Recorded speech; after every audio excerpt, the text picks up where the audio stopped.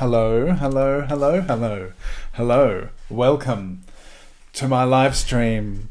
We're drawing every day and I'm loving it. And it's so nice to see some friends here already in the crowd. Corinna, Rachel, Torto, Anastasios. So nice to have you here.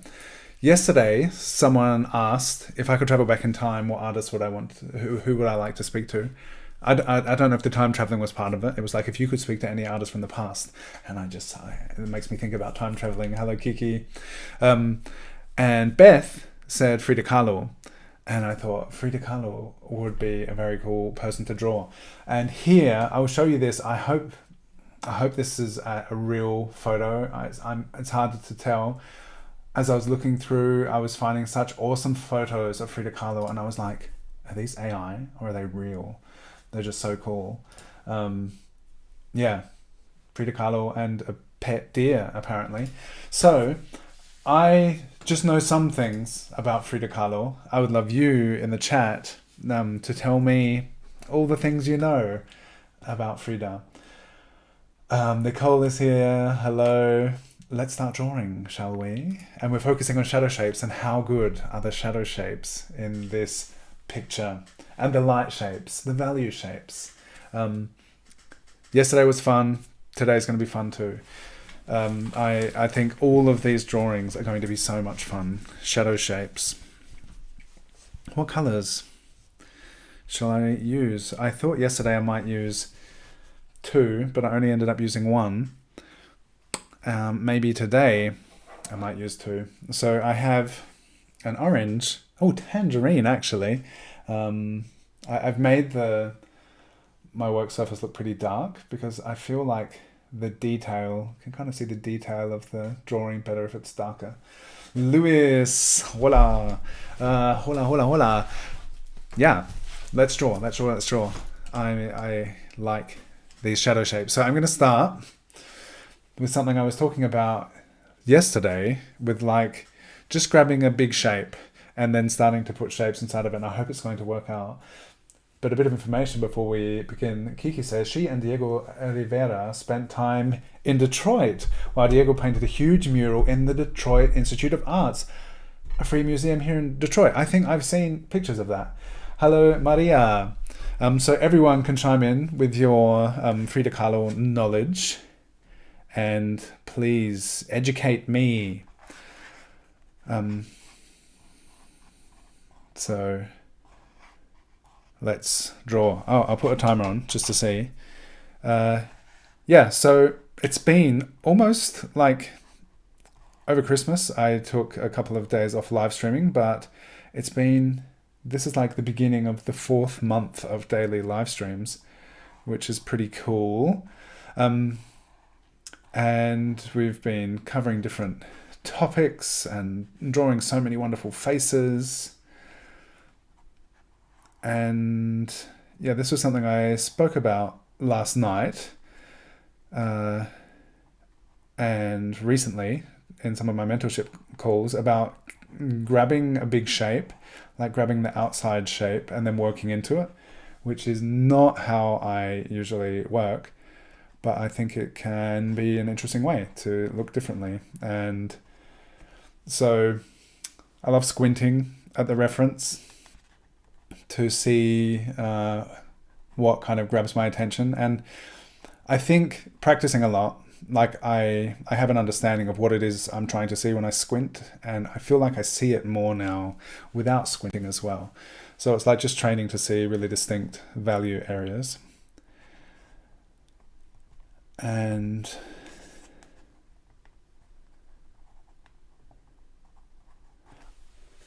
hello Dale, hello Lucas, peace and love to you too, to all of you.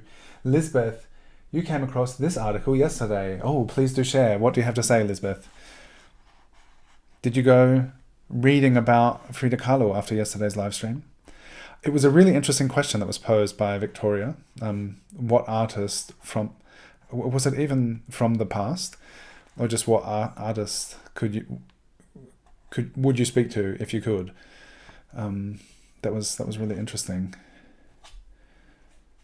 and it kind of got me thinking about all of these influential creative people who inspire us and the world. And it's really interesting. So yeah, for some reason I feel like I don't know a lot about Frida. I know that she painted from pain and that she experienced a lot of pain, and that was expressed in her art.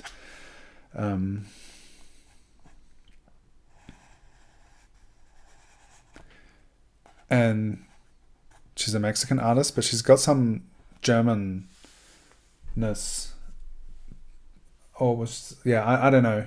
People are going to have to tell me. I don't know enough. Wife of the master mural painter. Wife of the master mural painter. What about Frida? In her Frida-ness, I recall reading she had a few odd pets, including a deer. Did you see the beginning of this?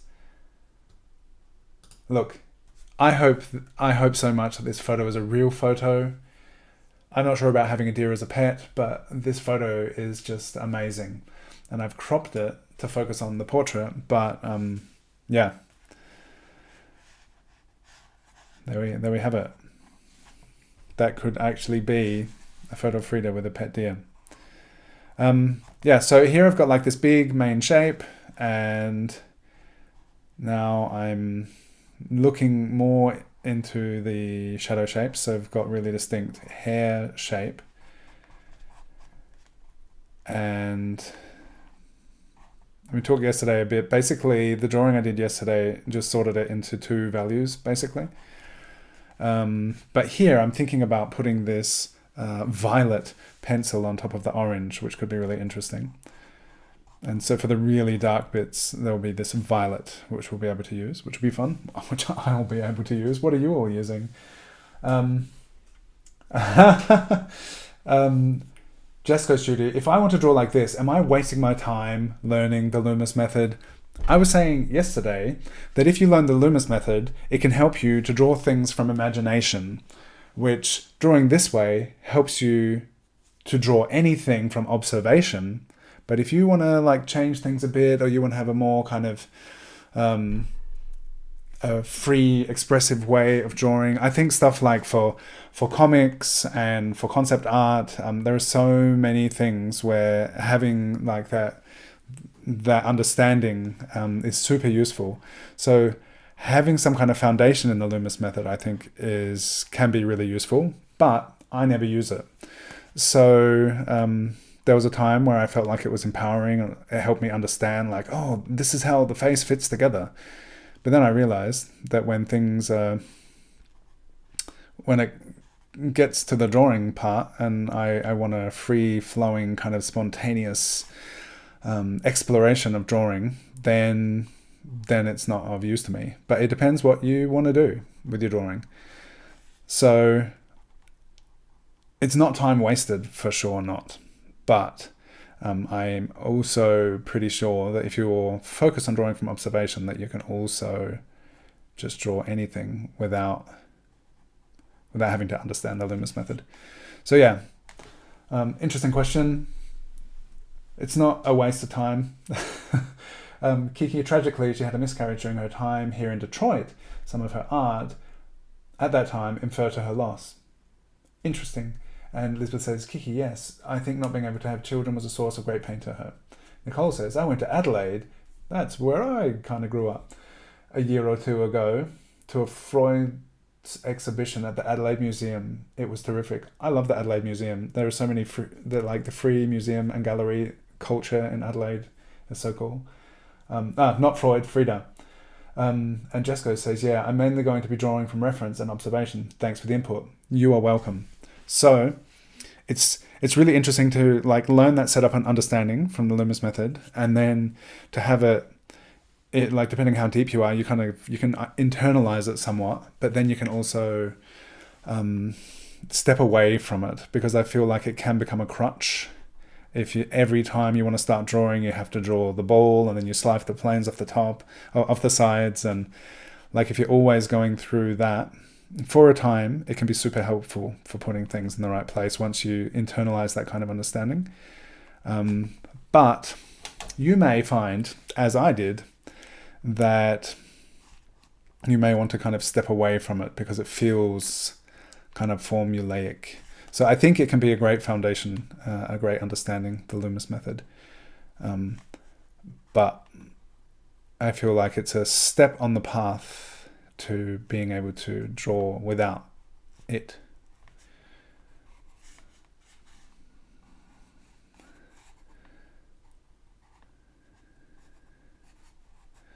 Having understanding of like three-dimensional form and the way it interacts with light is really great. And if you doing like light studies on spheres and skull casts and stuff can be really, really cool. And I feel like it's similar to like the Loomis method. It's like gaining a certain understanding and a way of understanding faces, which is really interesting. I feel like the likeness is a bit off here, and maybe it's because I started with the shape of the head first before I started filling it in. But still, I feel there's something interesting about this, even though I feel like it's kind of off. But that's okay. So let's talk about shadow shapes. I've got like the shadow shape of the hair, the shadow shape of the two eye sockets, and there are various shadows within. The 6 minutes finished. I can't remember if I mentioned that. And then there's a shadow shape below the nose, and there are like these in between mid-tone shadow shapes which are really cool. Then there's a pretty clear shadow shape of the mouth here, the top lip. And then, so just for the sake of talking about shadow shapes, I'm going to try and close these shapes. Sometimes the edges and the transitions can be really soft and not necessarily so hard and defined, but it may help talking about it to really put the lines down, to be like, this is the shadow shape. Because I understand what I'm talking about, but I know I'm addressing this topic because in the past I've been like, shadow shape, shadow shape, shadow shape. And then some people have been like, what are you talking about? What shapes are you seeing? I don't understand what you're seeing. So this is why I'm focusing on it at the moment.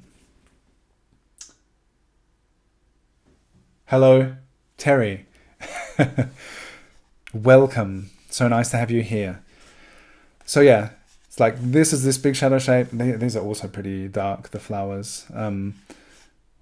There's a much softer, like in between mid-tone kind of shape up here, but I'm thinking about the real dark shapes at the moment. So there's like the neck, chin, cheek shape, which also connects to the bottom lip and mouth. It's kind of somehow that's all one shape, which is all going up and connecting to the hair. So let's fill that in. Maybe I'll get a photo of this. Work in progress shots are interesting before or along the way to see how things are developing. And then there's this cool shadow shape under here. So this stage, like this kind of black and white or just two value cutout thing, and actually this exists within the darkness as well. If you like squint at it, there's a bit of light in here, but it's pretty dark, particularly against that light background. And the eyes have these cool shapes. So those are like my main shadow shapes that I'm thinking about and that I'm perceiving. And I'm going to, because these are fancy Inktense pencils, I'm going to block in wet those shapes with this. And then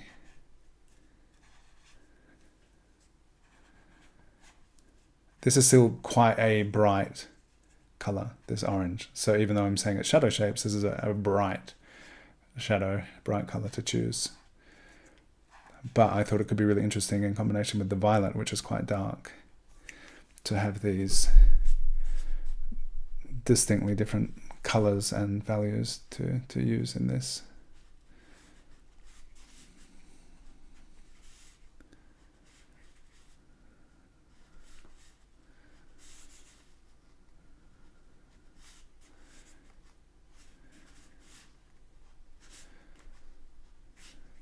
So I've mentioned in January, the cool thing about these pencils is that ink tents, they're called, that once they are wet and you kind of activate the water-soluble nature of these pencils, but once they dry, they become permanent. And that's why they're called ink tents, which is really interesting. So those are the main shadow shapes. I will just get a little shot of this. I'm going to just kind of paint in a bit. There are these really cool mid-tone shapes. I'm just gonna, without talking about it too much, I'm just gonna do it. And as we progress throughout the month, I'm sure we'll have lots of opportunities to talk about different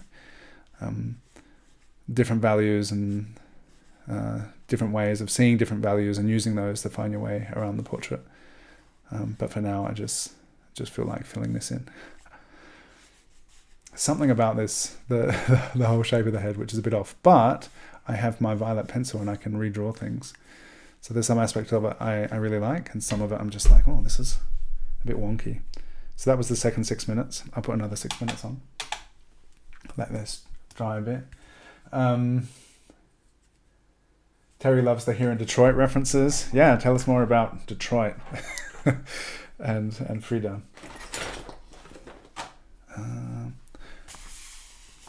Okay, so maybe in this pass can be like, come back to the shadow shapes and maybe try and do a more accurate drawing on top. Try and figure out what about the underlying drawing feels a bit off.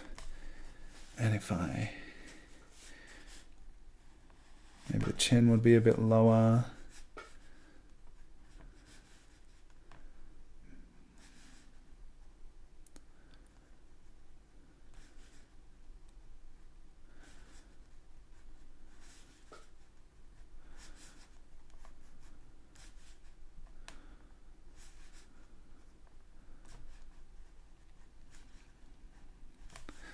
So this is a fun thing about using colored pencils and these, but also without this water-soluble quality.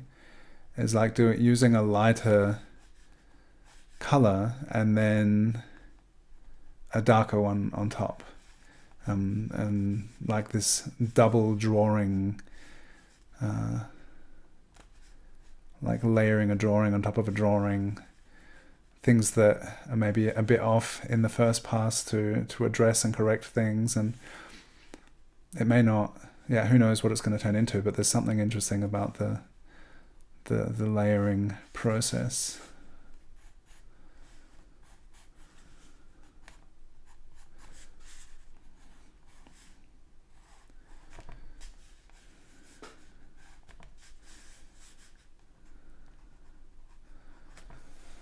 So I'm feeling like this is one of those portraits where it's like inspired by the person who is the muse, but for some reason not quite capturing the likeness. But as I have often quoted from Vin Ganapati, who we're going to draw soon, lost the likeness but like the lostness. I feel like it's it can still be super cool. I really like getting the likeness. It's something I kind of train and have been striving towards being able to do, but sometimes just it doesn't quite work out. Somewhat like I'm getting all the shapes and stuff, but there's something elusive which I haven't quite put my finger on, which I don't feel like I've totally got. But it's still really cool because there are just so many fun shapes to work from in this reference.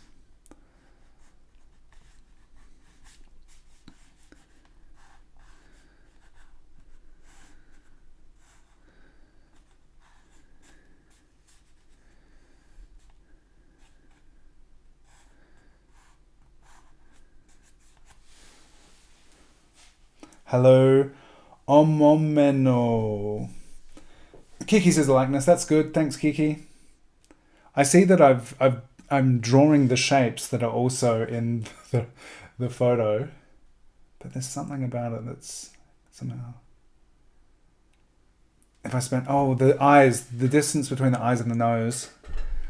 It's interesting to like study these things and figure out, are they Derwent Inktense watercolor pencils? They are. Yes, they are.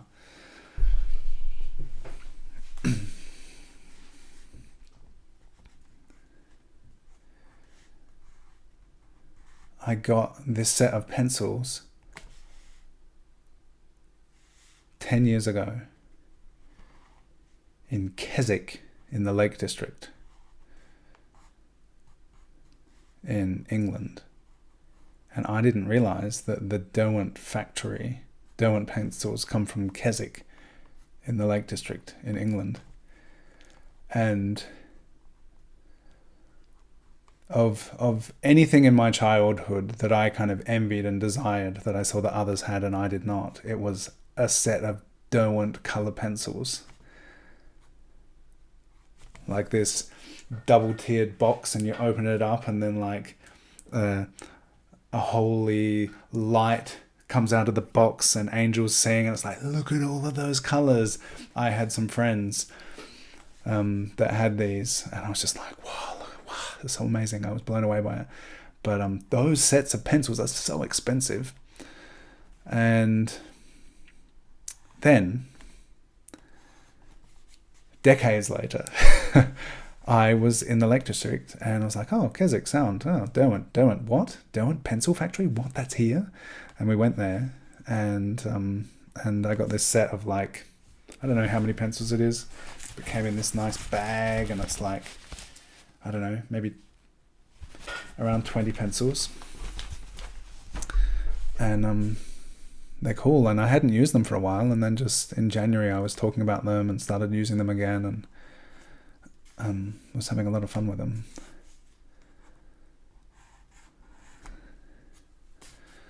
All right. This is fun. I'm thinking now about coming to those initial like really dark shadow shapes were the first things that kind of caught my attention in the beginning. And now to add some more darkness to it, moving on to our fourth and final 6-minute block of time. No one has set an official time limit. It's just how I feel. I will soon do some more 5-minute drawing streams, because I found I was surprised by my own 5-minute drawings that sometimes I was like, I can spend 40 minutes on a drawing and not always feel as good about it as I did with some of those 5-minute portraits. So if you go back to my January replays, you'll see some of those. And there were some really cool 5-minute portraits. And this is the thing I keep saying, is that even if it's only 5 minutes a day, it's worth practicing. It's worth seeing and observing and learning. And those 5 minutes a day can totally be worth it. And I did some drawings in 5 minutes that I was really happy with. So I think I will definitely do some more.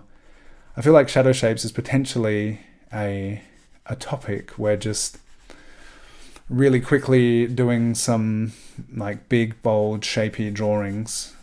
I feel like that could work pretty well, particularly with water-soluble media.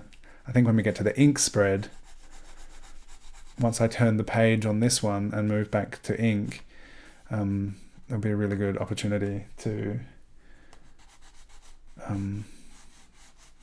do some 5-minute portraits, because some of the ones that I'm thinking of when I did the 5-minute series were with ink, and then just touching a water brush to it and moving that ink around.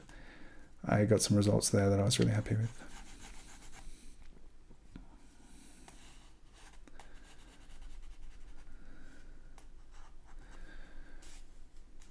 All right, There's something I like about these scratchy marks and the orange shining through.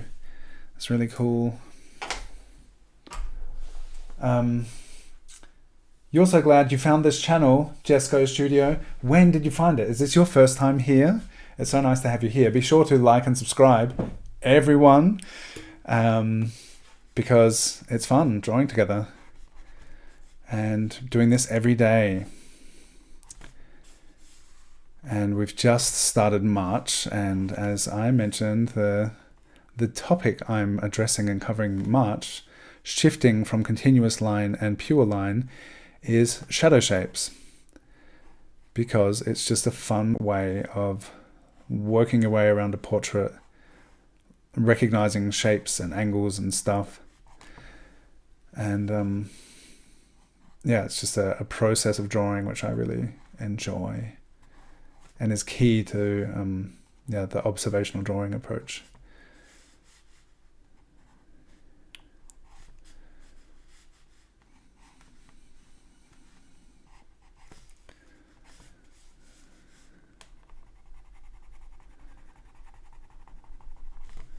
So maybe now, the last 2.5 minutes, just really adding some intensity to the darkest shadow shapes.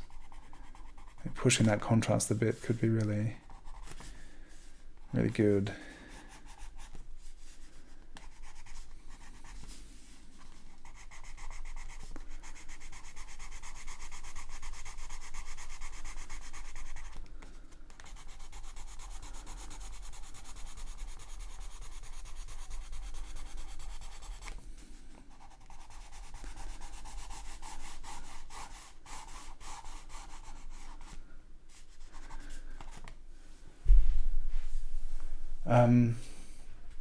Cool. Jesco, you found this a few days ago in your recommended videos. That's nice. So everyone, leave comments, like and subscribe, send me some love hearts, because then my videos will be pushed out to people like Jesco Studio. Oh, wait a minute. What did Nicole say? Is her face wider? Yeah, I've done some proportional things which have I think the space here is a bit far.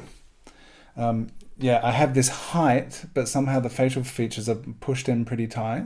So yeah, the broader facial features, it would be interesting. You can all do a study of the things that make this a bit not quite right.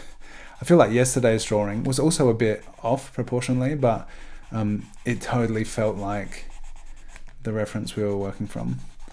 So here I started with this initial shape, and I don't know, I set myself this long shape, and then for some reason working into that,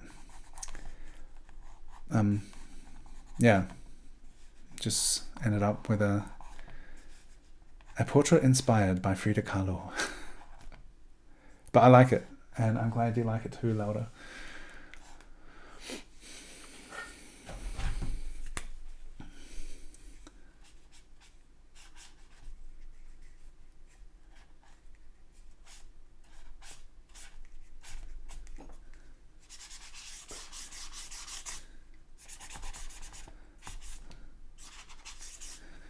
All right, time 24 minutes perhaps, bit of time chatting in between. Here's my portrait inspired by Frida Kahlo. I hope that you've all joined the Discord server where I share the reference and people are sharing their work there. And I love seeing people share their work. And you can, if you're sharing on Instagram, you can tag me here, and you can tag the official Frida Kahlo account. Who knows? Maybe someone there will see it. Yeah, but Discord is so cool. I put the invite link in the description, and I'll put it in the chat as well. Wait a minute. And yeah, would love you to come back and draw with me every day, because it's so much fun. And I appreciate all this time shared, drawing together. And it was cool. Beth is not here today. We're drawing Frida because of Beth, but maybe Beth will see the replay. But it was cool just bouncing off of I often have like a list of people lined up. There are people in the Discord server in the reference sharing chat who have shared really cool pictures. But I often have these moments of like, who to draw today?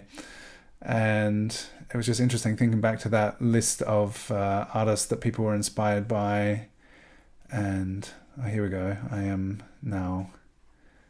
Oh, look at that. It's all getting darker. I said I was finished, but I'm just still going, aren't I? It was fun. Just chatting yesterday about like what artists would we talk to if we could, and it was just really interesting hearing your input and that, like sending me on a path of thinking, oh, let's draw Frida Kahlo. That would be really cool. All right, that's it. Yes, thank you. Put a drawing hand emoji in the chat if you've made it to the end of here. And if you're watching the replay and you've made it all the way to the end and you put this drawing hand, I'll be like, wow, that person put on this half-hour video and they made it all the way to the end. I wonder if they drew with me. And if you could be watching this years from now and you could still put that drawing hand emoji in the chat, if you made it all the way to the end, I'll be like, oh, that person, all these years after drawing Frida Kahlo, watched this video all the way to the end. Thank you so much. I really appreciate you sharing this time with me and practicing together. I like it. I feel like it's off somehow, but I like it. Thank you for all those drawing hands. Nicole, Dale, Corinna, Maria, Toto, Kiki, Lucas, Rachel, Lewis, Jesco Studios. So cool having you here, and thank you for speaking up and joining the chat. Oh, Dale said something. I was lucky enough to visit Frida's home. She'd been hit by a bus when she was young, which began her back problems. Her father built her a bed with a mirror above so she could paint portraits. Amazing. Thank you for that information, Dale, because I was wondering, when this stream began, I said there was something about pain and physical suffering in Frida's experience, which informed her art, and that is it. That is the answer. That is the piece of information to flesh out that what is the word? I didn't have all the information, and then you came, Dale, with that information. Thank you so much. Thank you for being here. Have a wonderful rest of the day or night sleep or whatever, and I'll see you again.